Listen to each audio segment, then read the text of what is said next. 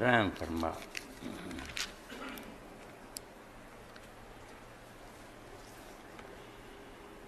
اعوذ باللہ من الشیطان الرجیم، بسم اللہ الرحمن الرحیم۔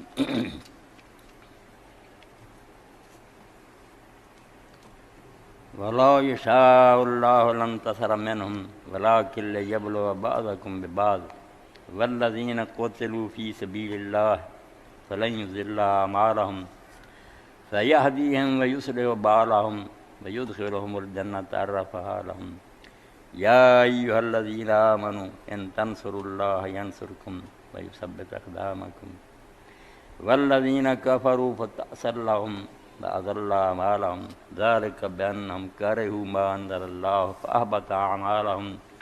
سورہ محمد، اور اس کی آیات میں نے پڑھی ہیں 4، 5، 6، 9 تک۔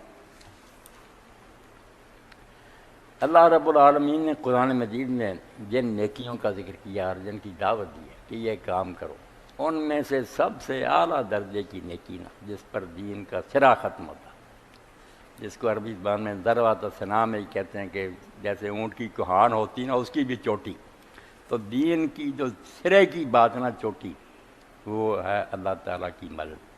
کونوا انصار اللہ، اللہ کے مددگار ہو جاؤ۔ یہ نمازیں، روزے وغیرہ سب بندگی ہے، جیسے نوکر آقا کا حکم مانتا، مگر مدد اللہ کی، اللہ کی مدد کرو، اس کے مددگار بنو۔ جیسے عیسیٰ علیہ السلام نے اپنے حواریوں سے کہا، اے اللہ کے بندو، کون انصار، من انصاری اللہ، اللہ کے دین میں کون میرا مددگار، اللہ کے مددگار بنو۔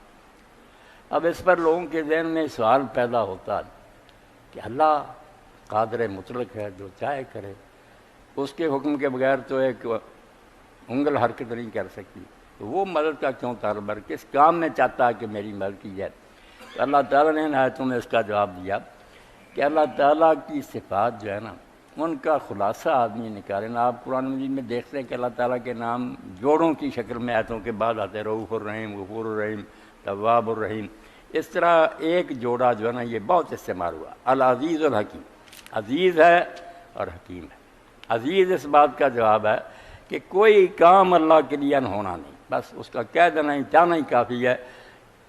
حضرت علی رضی اللہ عنہ فرماتے ہیں کہ اللہ تعالیٰ کو کون بھی کہنے کی ضرورت نہیں، جب اس نے چاہا نا، چاہنے سے وہ چیزیں فوراً اس کے حکم کی تعمیل کرتی ہیں۔ اس لیے وہ کسی کی مدد کا محتاج نہیں۔ اگر کوئی کہنا اس لیے مدد مانگتا ہے کہ کوئی کام اس کے لیے مشکل ہے، ہو نہیں رہا تو ہم سے مدد مانگتا، کافر ہو جائے۔ وہ تو العزیز ہے، کوئی کام اس کے لیے دشوار نہیں، کوئی چیز انہونی نہیں، غالب ہے، بالکل قادر مطلق ہے، جو چاہے کرے۔ مگر اس کے ساتھ ساتھ فرمایا الحکیم، اتنی پاور ہوتے ہوئے وہ ہر کام حکمت کے ساتھ کرتا ہے، کر سکتا سب کچھ، مگر اس کے ساتھ اس کے پاس علم ہے، دانائی ہے، کون کام کرنا مناسب ہے، کون نہیں کرنا مناسب، یہ بھی ساتھ جانتا ہے۔ اپنی طاقتوں کو غلط استعمال نہیں کرتا کہ طاقت کے نشے میں جو چاہے غلط سلط کر دے، نہ، اس سے پاک ہے قدرت والا، مگر قدرت اسی طرح استعمال کرتا ہے، بالکل اسی موقع پر جس طرح ہونی چاہیے۔ تو اللہ رب العالمین فرماتے ہیں میں نے انسانوں کے لیے اپنی حکمت سے جو میں قادر تھا کہ لن تصر منہم، یہ کافر جو ہے نا ان کے خلاف تمہیں جہاد کا حکم دیا، کئی تم میں سے قتل ہو جاتے ہیں کہ ان کو قتل کرتے ہیں، اس دندے میں نے تمہیں کیوں لگانا تھا؟ میں کافر پیدا ہی نہ ہونے دیتا، یا جیسے کئی قوموں کو میں نے اپنے عذابوں سے تباہ کر دیا، خود ہی کر دیتا، تمہیں تلوار اٹھانے کا کیوں حکم دیا؟ اور اس کو کہا کہ تمہارے وفادار اور سچے مسلمان ہونے کی پہچان ہی یہ ہے کہ جو جہاد کے لیے نکلے گا وہ کھرا مومن ہے، جو کنی کچرا جائے گا نا وہ منافق ہے۔ اتنا، اور جو مر جاتے ہیں اس راہ میں انہیں کہا ان کو مردہ نہ کرو، وہ زندہ ہے۔ اللہ نے ان کو مردہ کہنا بھی قبول نہ کیا، حالانکہ پہلے کہہ دیا لمن یقتل فی سبیل اللہ، جو اللہ کی راہ میں قتل ہوتے ہیں۔ اب قتل سے بڑھ کر کون سی موت ہے؟ قتل تو مانا کہ قتل ہو گیا، جان اس کی نکل گئی ہے، مگر فرمایا نہیں، جیسے جانور کو دونوں مر جاتے ہیں، جو حلال طریقے سے ہم ذبح کرتے ہیں، جو ویسے لوگ سمجھے مر جاتے ہیں، یہ ہندو وغیرہ ذبح کرتے ہیں، ہم اس کو حلال کہتے ہیں، اس کو نہیں کہتے کہ یہ مر گیا، ان کے کہتے ہیں یہ مردار ہے۔ تو اللہ رب العالمین نے فرمایا مرے یہ بھی ہیں، مگر ان کو میں مردہ کہنا برداشت نہیں کرتا، یہ مرے نہیں، ان کے لیے جنت کے دروازے کھلے گئے، پھیل گئے۔ تو یہ مسئلہ جو ہے نا کہ اللہ تعالیٰ مومنوں کو اس مصیبت میں کیوں ڈالتا کہ یہ لوگوں کو دین سکھاتے پھریں، کوئی مانے نہ مارے. کئی اللہ کے نبی اور نیک بندے جو ہیں ان کی بات ماننے کی بجائے لوگوں نے ان کو قتل کر دیا. اللہ قرآن میں کہتا ہے یقتلون نبی، نبی قتل ہو گئے. تو اللہ تعالیٰ نے اس کام کے لیے کیوں یہ طریقہ اختیار کیا کہ لوگ جو ہے نا دین کی تبلیغ کریں، جہاد کریں، واضح و نصیحت کریں. اپنی طاقت سے ان کو کیوں نہیں مسلمان بنا دیا؟ تو اللہ نے فرمایا طاقت کے لحاظ سے تو اگر اللہ چاہتا تو لن تصر منہم، واقعی اللہ تعالیٰ خود یہ انہیں تباہ برباد کر دیتا اور تمہارے جہاد کی ضرورت نہ ہوتی. وَلَٰكِن لِيَبْلُوَكُمْ بَعْضَكُمْ بِبَعْضٍ، مگر اللہ تعالیٰ نے ایک نا امتحان کے لیے میدان کھولا کہ سچے مسلمانوں کا پتہ چل جائے، ادھر جو بے ایمان مخالفت کریں ان کو بھی ان کے کیے کی سزا مل جائے. یہ ایک میدان ہے جس میں دونوں فریقوں کو نا کھیل کے لیے اتارا گیا کہ اپنے اپنے نا اچھائی برائی ظاہر کر لیں. ورنہ اللہ تعالیٰ اپنی قدرت سے سب کر سکتا تھا، مگر اپنی حکمت سے اس نے یہ طریقہ اختیار کیا. انسان کے لیے جبر کا راستہ نہیں اختیار کیا، اختیار دے کر آزمایا کہ کون اپنی مرضی سے مانتا ہے نام لے لے، کون مخالفت کرتا. اور یہ مسئلہ اب اتنا نازک تھا کہ جب فرشتوں کے سامنے رکھا نا کہ میں آدم بنانے والا، تو آپ جانتے ہیں کہ فرشتوں نے کہا اللہ تو ایسی مخلوق بنانے لگا جو زمین میں خون ریزی کرے گی، فساد کرے گی. یہ جو کہتے ہیں لوگوں نے کیسے پتہ چلا؟ یہ خلافت سے ہی پتہ چلا. وہ اتنے بے علم اور جاہل نہیں تھے. جب کہا نا خلیفہ بنانے والا، خلیفہ وہی ہے کہ حکومت کرے گا. پہلے جو مخلوقیں آئیں انہوں نے حکومتیں نہیں کی، حکومت کرے گا، مجرموں کو سزا دے گا، نیکوں کو انعام دے گا. یہ سارا مضمون خلافت میں ہی چھپا ہوا تھا. تو سمجھتے تھے کہ اب جو آ رہا ہے زمین کے انتظام کے لیے آ رہا ہے، ایک حاکم ہوگا. اس سے وہ کانپ گئے کہ ایسی مخلوق کوئی فساد کرے گی کہ پھر سزائیں ملیں گی، کیوں بنانا ہے اس کو؟ تو اللہ تعالیٰ نے یہ نہیں کہا کہ ایسا نہیں ہوگا، کام بالکل سب کچھ ٹھیک ہے، مگر میں جو کچھ جانتا ہوں تم نہیں جانتا. اور یہی وہ امانت ہے جس کے بارے میں قرآن مجید میں سورہ احزاب میں کہا کہ زمین آسمان پہاڑ کھڑے تھے تو ہم نے ان کے سامنے. اب مخلوقیں بھی وہ بیان کی جن سے بڑی کوئی مخلوق نہیں ہے. دیکھنے میں نا جسامت میں ان سے بڑا نہیں. آسمان کتنے بڑے اندازے میں، زمین کتنی پھیلی ہے، پہاڑ جیسی سخت. فرمایا امانت اتنی نازک شے ہے کہ آسمان کھڑے تھے، زمین سے، پہاڑ سے. جب امانت صاحب پیش کی کانپ گئے، ڈر گئے. انہوں نے کہا نہیں یہ ہمارے اٹھانے کے لیے، ہم سے جو کام لینا نا بس اس پر مجبور کر کے ہمیں چلا دے، نکیل تیرے ہاتھ میں، ہم چلتے رہیں. ہم اس امتحان میں نہیں پڑھنا چاہتے کہ اپنی مرضی سے نیکی کرو یا یہ خطرناک بات ہے، ہو سکتا ہے نیکی نہ ہو پھر سزا مل جائے.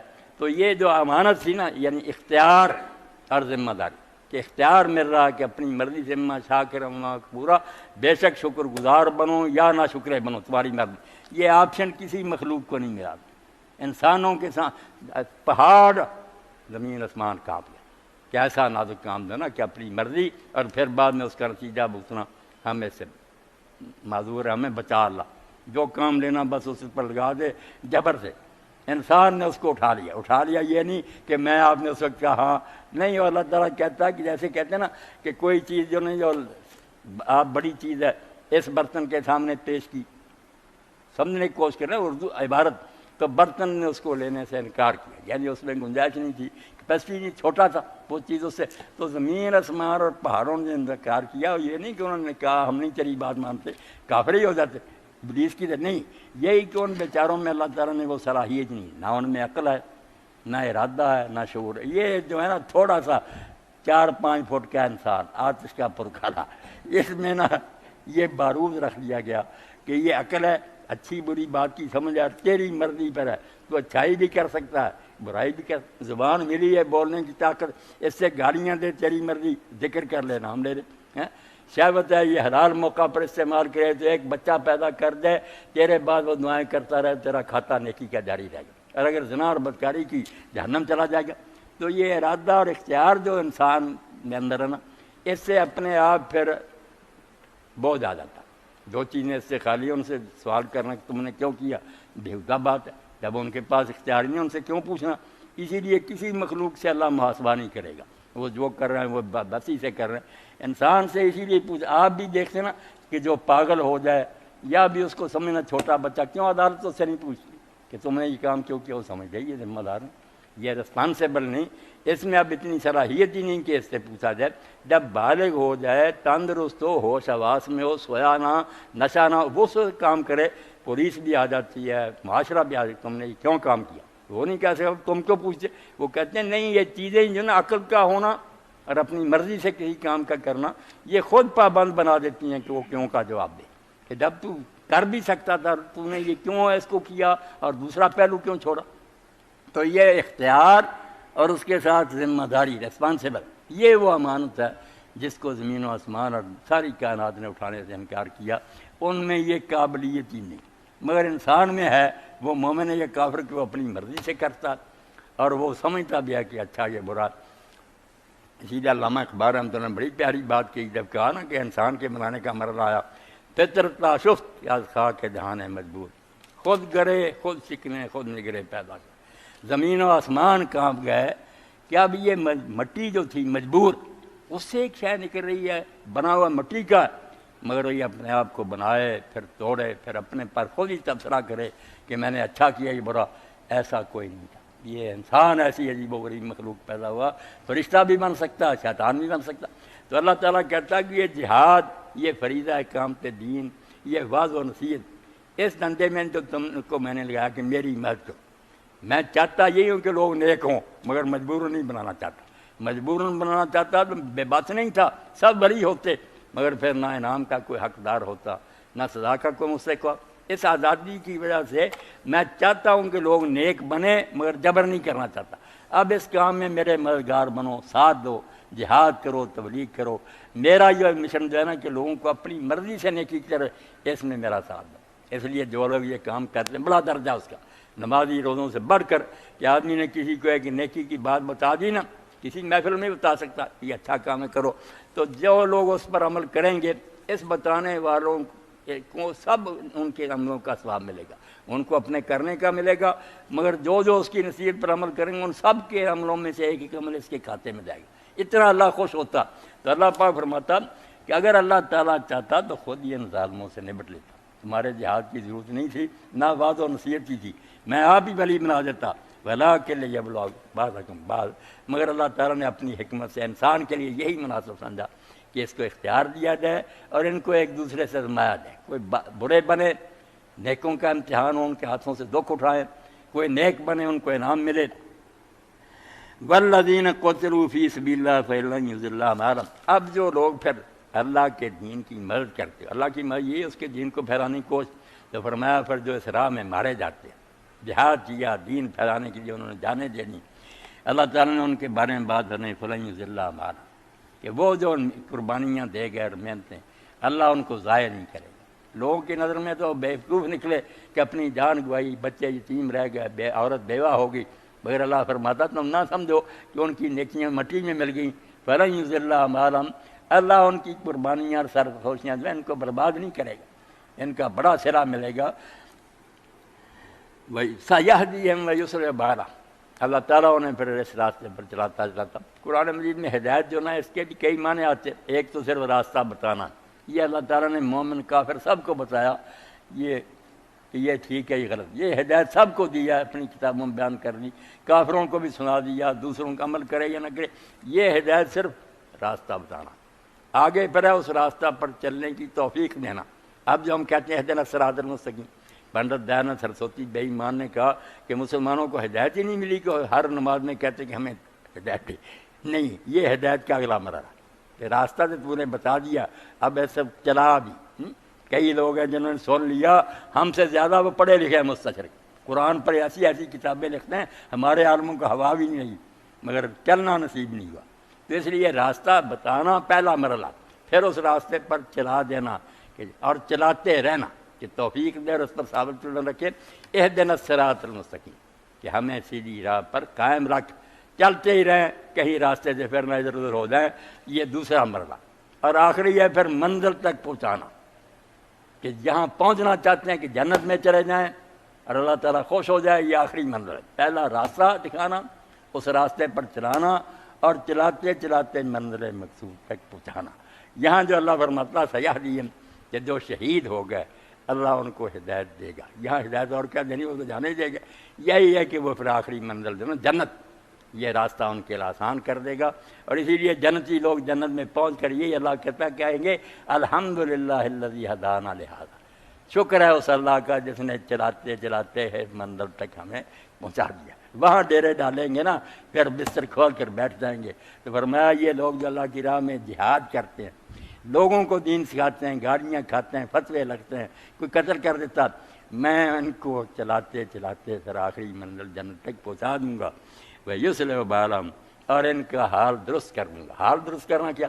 اس ایک فکرے میں جو کو جنت میں نعمتیں ہیں نا، سارا قرآن حدیث برا سب آ گئی کہ ان کے سارے کام ٹھیک ہو جائیں گے، کسی قسم کی پریشانی نہیں ہوگی، مکانات عمدہ، کھانے کے لباس، بیویاں، بچے، سب تخت و تاج ملے گا، بادشاہوں کی بادشاہی سے بڑھ کر۔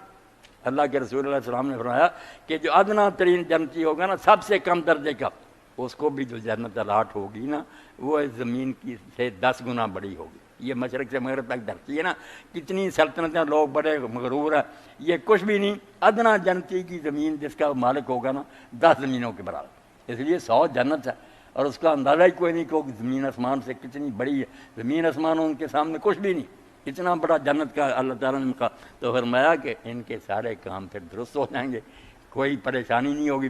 حتیٰ کہ لوگوں نے پوچھا کتنے ہیں بیچارے جو اولاد چاہتے ہیں، دم درود کراتے ہیں، علاج کیا، نہیں ہوتا کوئی نہیں۔ وہاں اللہ کے رسول سے پوچھا کہ کچھ لوگ جو اولاد کے خاص مند ہیں، بچے دیکھنا چاہتے ہیں، ان کی اولاد ہوگی؟ فرمایا ہاں، اور اتنا ہی ہوگا کہ صبح حمل، شام کو بچہ، اور ٹھیک ٹھاک بچہ پیدا ہوگا، اور نہ وہاں حیض ہوگا، نہ یہ خون وغیرہ ہوں گے، رہیں گے پاک صاف ادارے، مگر اللہ تعالیٰ یہ ساری نعمتیں دے گا۔ تو فرمایا جنت میں پہنچا دوں گا پھر جو اللہ کی راہ میں میرے دین کا کام کرتے ہیں، اور کام ان کے سارے درست کر دوں گا۔ یُصْلِحُ بَالَهُمْ، سارے ان کے کام ٹھیک ہو جائیں گے، کوئی کام جو ہے نا اس میں گڑبڑ نہیں رہے گی۔ وَيُدْخِلُهُمُ الْجَنَّةَ عَرَّفَهَا، اور اللہ انہیں پھر ان باغوں میں داخل کرے گا۔ دین کے خادم جو ہیں، باقی جو اپنا ہی دامن لیے پھرتے نا، فریضہ اقامت دین اب ہم نے ختم کی کہ دین کو قائم کرنے کی اٹھو، صرف اپنی نہ فکر کرو، جو دین سے بے خبر نہ ان کی خبر، ان تک دین پہنچاؤ۔ تو اس کے لیے حضرت شیخ سعدی فرماتے ہیں کہ ایک درویش تھا، خانقاہ میں رہتا تھا، درویشوں کے ساتھ وہاں عبادت کرتا تھا، مگر وہ پھر خانقاہ چھوڑ گیا اور آ کر عابدوں کی بجائے وہ عالموں میں شامل ہو گیا۔ تو میں نے اس سے پوچھا کہ تو نے کیا فرق دیکھا کہ وہاں لوگ عبادت کرتے تھے، ذکر کرتے تھے، تلاوت کرتے تھے؟ گفتم میں آنے عالم و زاہد سے فرق بودتا اختیار کر دی اللہ ہی فریق ہے، کہ اس درویش میں اور اس عالم میں کیا فرق دیکھا کہ تو نے ان کو چھوڑ کر ایسے ان کا ساتھ دے دیا؟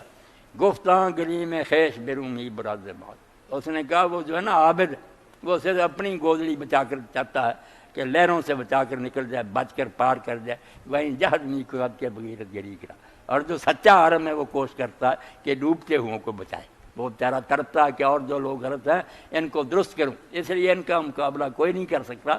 تو اللہ فرماتا ہے تمہارے دماغ میں سوال ہوتا ہے کہ یہ اللہ نبی بھیجتا ہے، ہمیں کہتا ہے کہ کوشش کرو، آپ ہی کیوں نہیں کہ فرمایا کر سکتا ہے، اس سے وہ عاجز نہیں، مگر یہ طریقہ نہیں انسانوں کے لیے، انہیں اختیار دے کر آزمایا کہ کون مرضی سے نیکی کرتا ہے کون۔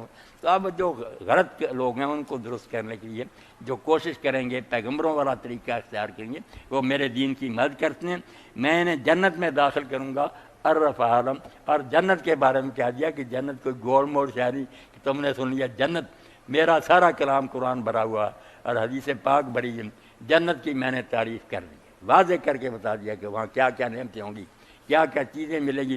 کسی جگہ اتنا ہی فرما دیا لہم ما یشاؤون فیہا، جو کچھ لوگ چاہیں گے نا سب کچھ ملے گا، کوئی چیز جو ہے اس کی کسر نہیں رہے گی، اس لیے اس کے لیے کوشش کرو، ڈھونڈنا تو اس کو ڈھونڈو۔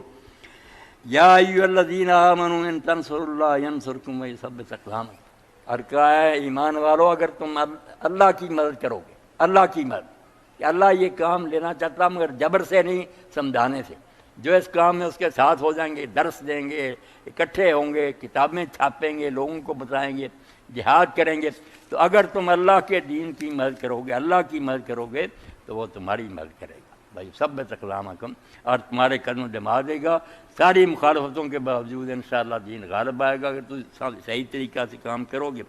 والذین کفروا فتعسر لهم وأضل أعمالهم، اور دوسری طرف ہمارا کہ جو منکر ہیں، نہیں دین کو مانیں گے، پھٹکار ہے اللہ کی طرف سے، پر لعنت ہے، راندے ہوئے ہیں وہ لوگ، وأضل أعمالهم، اور ان کی ساری کوششیں برباد جائیں گی۔ وہ جہاں کارخانے بناتے ہیں، کاروبار بڑا خوش ہوتے ہیں کہ ہم بڑے عقل مند ہیں، یہ دیندار تو بھوکے مرتے پھرتے ہیں، فرمایا وقت آئے گا کہ اس وقت پتہ چلے گا کہاں ہے وہ کارخانے اور کاروبار، سب اللہ ان کی کوششیں برباد کر کے رکھ دے گا، کچھ پلے نہیں رہے گا، خالی زمین ہوگی، زمین چٹجل، کوئی اس میں محل اور مکان نہیں ہوں گے۔ اس وقت حشر نام کسی ایک کو بھی ہم نہیں چھوڑیں گے، سب آ جائیں گے عدالت میں، اور اللہ تعالیٰ دفتر نکال کے لے گا اور ہر شے درج ہوگی۔ اس وقت روتے ہوئے کہیں گے مال حاضل کتاب، اللہ کہاں سے یہ کتاب نکل آئے گی، ہمارا کوئی چھوٹا موٹا کام نہیں جو اس میں لکھا ہوا نہیں۔